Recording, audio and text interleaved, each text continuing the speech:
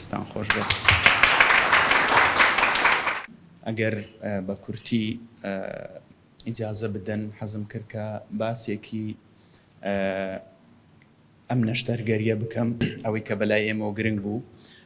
نەخۆشەکە لە شوێنی ترەوە بڕیاری نەشتەرگەری سنگی بۆ درابوو بە لابردنی شێرپەنجەی سیەکەی کچێکی 23 ساڵ بوو لە ڕێگەی کردنەوەی سنگ.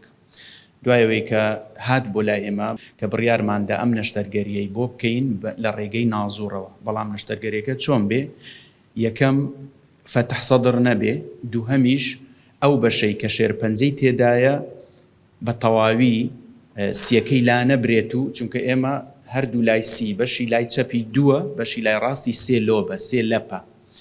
ئەگەر لە بەشی لای ڕاستی وای هەمووی لا ببین، بەس ئێمە لەگەڵ ئەو تیمەی کە لە بەشی نەشتەرگەری لەگەڵمانە و ئامێر و جیهاز و پێداویستی کە لە لامانە، ئەو زانستەی هەمانە. طبعاً زانستەکە لە چەندین وڵات و کۆمان کردوتەوە، نەک هەر بۆم بەشە بۆ بەشەکانی تریش بە تایبەتی لە ئێستادا کە دەواری لە ڕێگەی لێزەر و چارەسەرەکەین لە کۆتایی 2022 بەڕێز کاک دکتۆر دلێر لەسەر ئەرک و مەسرەفی نەخۆشخانە ئێمەی ناردە هیندستان دەلهی کە لە ئێستادا بە ئامێری پێشکەوت و بە تەکنیکی تازە نەخۆش چارەسەر دەکەین. ڕێژەی سەرهەڵدانەوەی تەنها لە 3% بە تەکنیک و جیازی پێشوو ڕێژەی سەرهەڵدانەوە لە 20 بوو، ئێستا لە 3%. سوپاس بۆ خوا کە تەکنیکێکە ئەتوانم بڵێم کەمترین لێکەوتەی هەیە و بەنسبەتی بینەوە سەر نەخۆشەکە کە بڕیارماندا لەگەڵ تیمەکەمان، سوپاس بۆ خوا تیمێکی باش، دڵسۆز، لێهاتوو، لێزان و بە هەموو پێوەرێک زانستی لەگەڵمان بوون.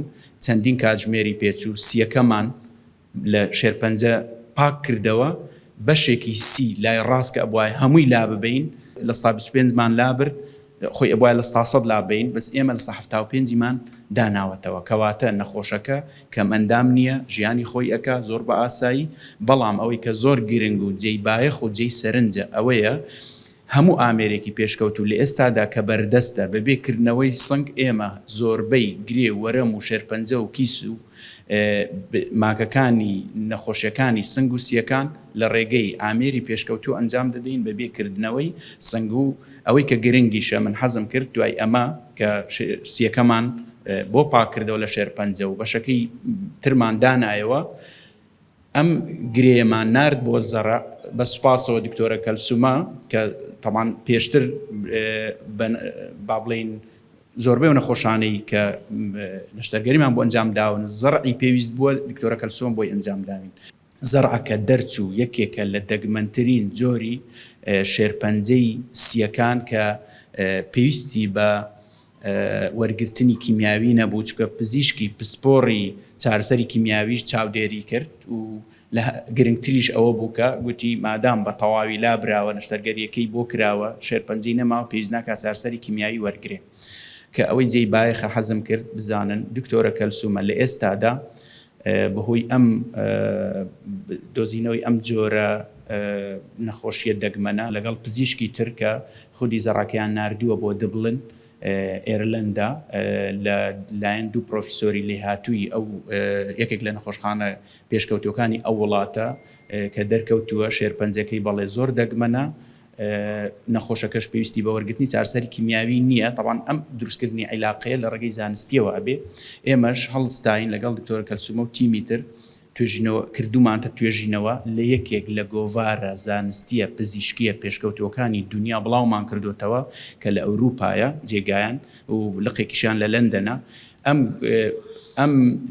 ئەم توێژینەوەیە کە ئێستا بەردەستە، طبعاً لە ئێستاوە سایتێشنی بۆ کراوە، ئەوەی کە زۆر گرنگە ئەتوانرێ وەکو سەرچاوەیەکی زانستی مرۆیی پاشخانێکی زانستی بۆ ئێمە و نەوە بۆ داهاتوش سوودی هەبێ، شانازی بکەین لەوەی کە ئەو دکتۆرانەی و ئەو تیمەی و ئەو شوێنەی یان ئەو نەخۆشخانانەی کە ئیشی تێدا کراوە ناوبانکێکی گەورەی تێدا دروست ببێتە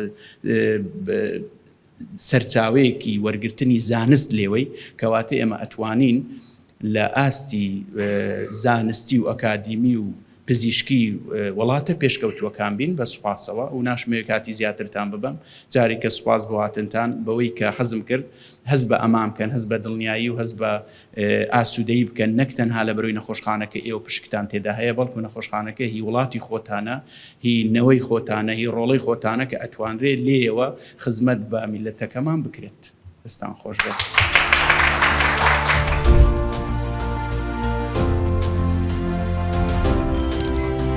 میهرەبانی دڵسۆزی و لێزانی